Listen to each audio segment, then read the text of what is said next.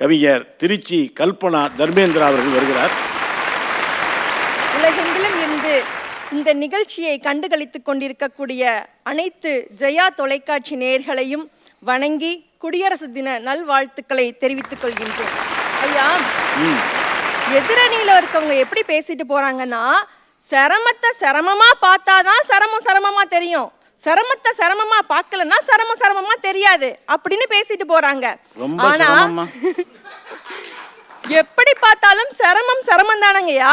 பயணம் அப்படின்னு ஒண்ணு தொடங்குறோம் அப்படின்னா அது சிகரத்தை நோக்கியானதாக இருந்தாலும் கூட பல சிரமங்களை கடந்துதான் அவர்கள் போயாக வேண்டிய ஒரு சூழ்நிலையில இருக்காங்க.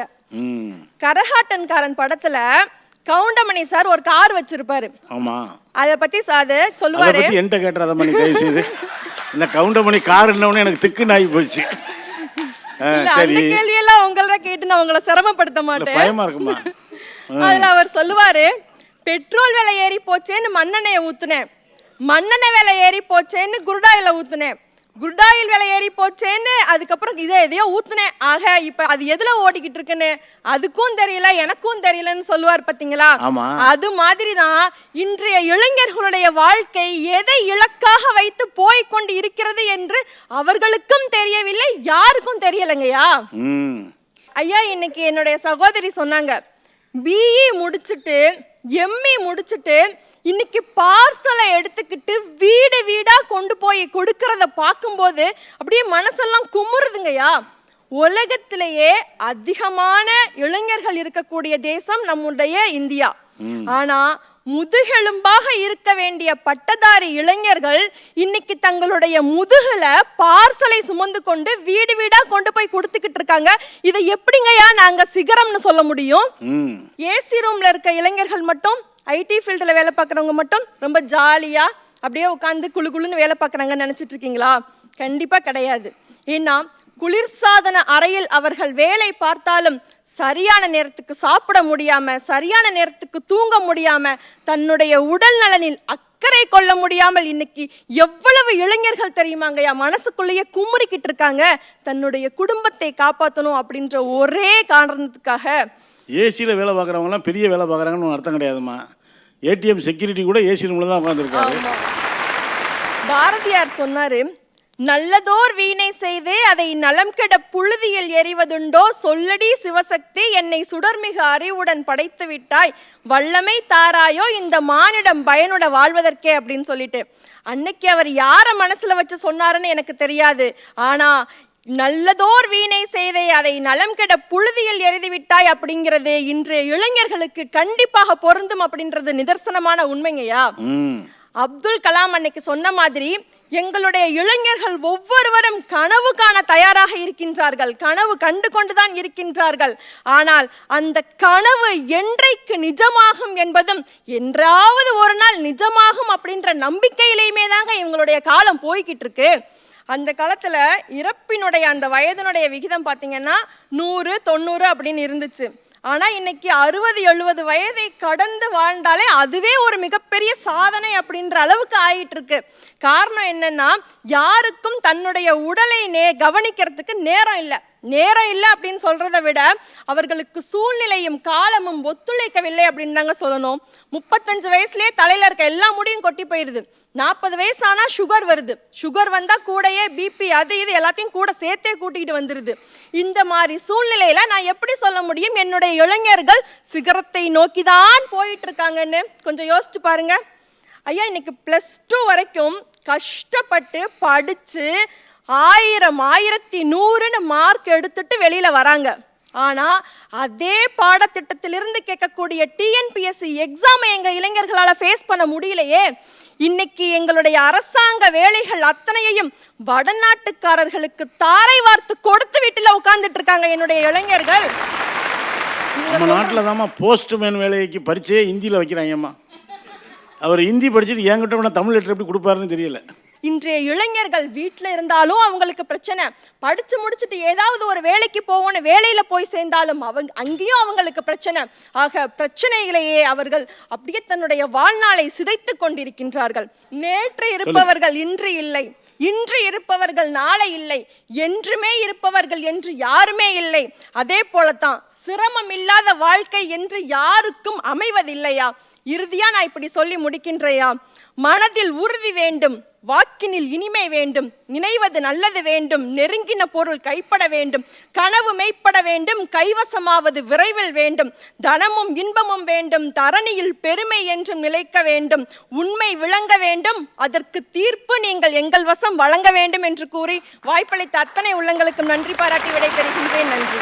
சபாஷ். மரியாதைக்குரிய கவிஞர் திருச்சி தர்மேந்திரா அவர்கள் ரொம்ப அழகாக தன்னுடைய வாதத்தை முன்வைத்திருக்கிறார். வீட்டில் அப்பா தெண்டச்சோறுன்னு திட்டுறது உண்மையிலேயே பையனுக்கு வலிக்கத்தான் செய்யும். ஆனால் நேற்று வரைக்கும் வேலைக்கு போவான்னு நம்பிக்கையோடு படிக்க வச்ச அப்பனுக்கு தன்னுடைய மகனை திட்டுகிற பொழுது மகனுக்கு வலிப்பதை விட அப்பனுக்கு அதை விட கூடுதலாக வலிக்கும் என்பதையும் தயவு செய்து மறந்து விடாதீர்கள். எவ்வளவு சிரமம்யா. பல பேர் முதிர் கன்னிகள் அப்படின்னு ஒரு காலத்தில் கவிதையெல்லாம் எழுதுவாங்க.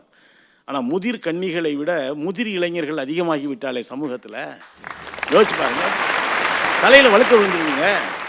பொண்ணு பார்க்க போனால் கிண்டல் பண்ணுறாங்க, என்ன மாப்பிள்ளை வழுக்கையாக இருக்காரு. அந்த வழுக்கைக்கு உள்ள ஒரு பெரிய வாழ்க்கையே இருக்குங்க.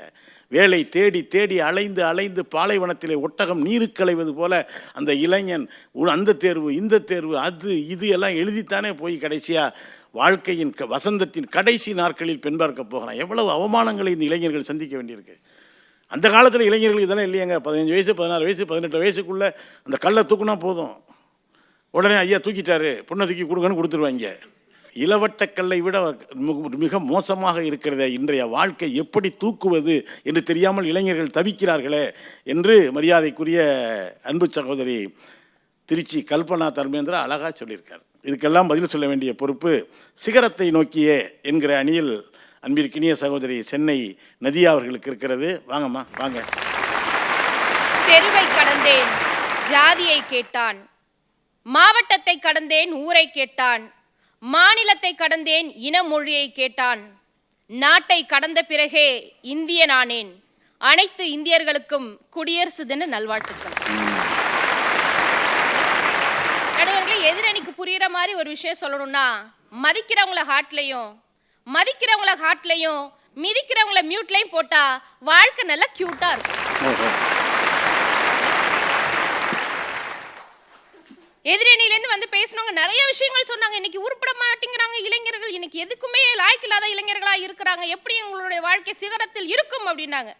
அதுல அவங்க சொன்னாங்க, இன்னைக்கு 10 பேர் தான் உங்களோட எடுத்துக்காட்டா காமிக்க முடியும், 10 பேரை மட்டும்தான உதாரணம் காமிக்கிறீங்க, நான் 1,00,000 பேரை சாதிக்கல சிரமத்துல தான் இருக்காங்க அப்படின்னு என்னால் அடிகோடிட்டு காமிக்க முடியும் அப்படின்னு எதிரணியிலேருந்து வந்தவங்க சொன்னாங்க. நடுவர்களே, ஒரே ஒரு விஷயம்தான், ஒரு பானை சோற்றுக்கு ஒரு சோறு தான் பதம் பார்க்குறோம். பானையில இருக்கிற ஒட்டுமொத்த சோத்தையுமா எடுத்து வெந்துருச்சான்னு பார்க்குறோம். வாலிப வயசு நடுவர்களே, சரி வாழ்க்கைய வாழணும். வேலை இல்லை வேணா ஒரு பேங்கு கட்டி கொடுங்க, நாங்க வேலை பார்க்குறோம் அப்படின்னு கைப்புள்ள சொன்ன மாதிரி வாழ்க்கையை வாழ்ந்துட்டு போக வேண்டியதுதான். அதிலே சொன்னாங்க, இன்னைக்கு இளைஞர்கள் தேக்கு மரம் மாதிரி இல்லை, சந்தன மரம் மாதிரி இல்லை, வாழை மரம் மாதிரி இல்லை, சவுக்கு மரம் மாதிரி இல்லை, பூரா விறகா இருக்கிறான்னு மலர்விழி அக்கா வேதனை தெரிவிச்சுட்டு போனாங்க. நாங்களும் உண்மையை ஒத்துக்கிறோம். என்னுடைய இளைஞர்கள் விறகாகத்தான் இருக்கிறார்கள்.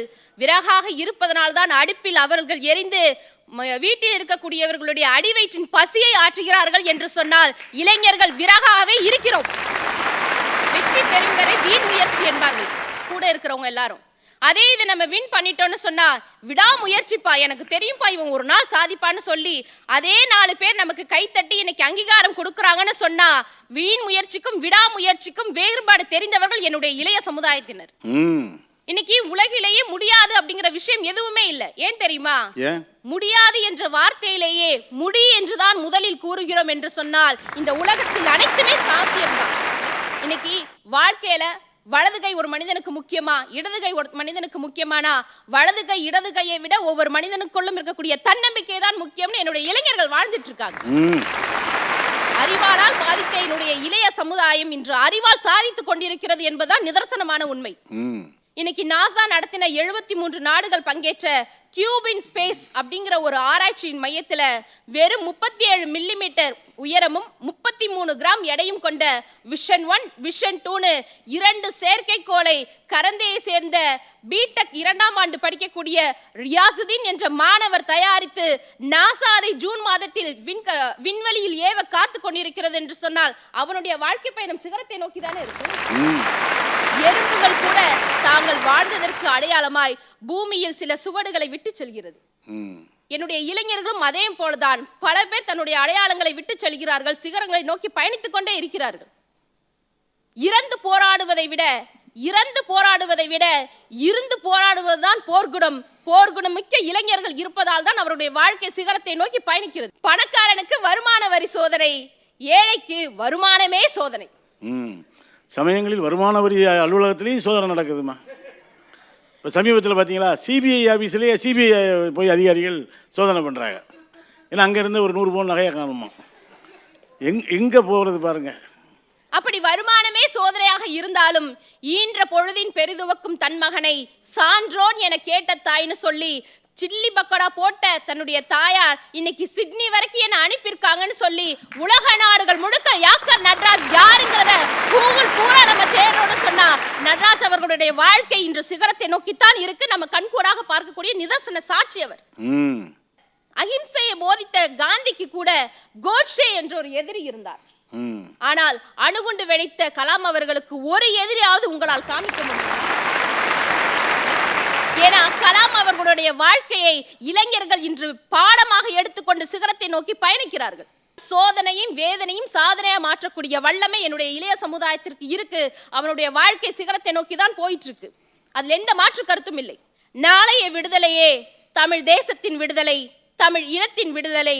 மீண்டும் ஒரு முறை ஜெயா தொலைக்காட்சி நேயர்களுக்கு குடியரசு தின நல்வாழ்த்துக்களை தெரிவித்துக் கொண்டு இன்றைய இளைஞர்களின் வாழ்க்கை பயணம் என்பது சிகரங்களிலே சிறகங்களிலே என்ற நல்லதொரு தீர்ப்பை தாங்கள் தர வேண்டும் என்று கூறி தந்த வாய்ப்புக்கு நன்றி பாராட்டி அமர்கிறேன். நன்றி, நல்வணக்கம், ஜெய்ஹிந்த்.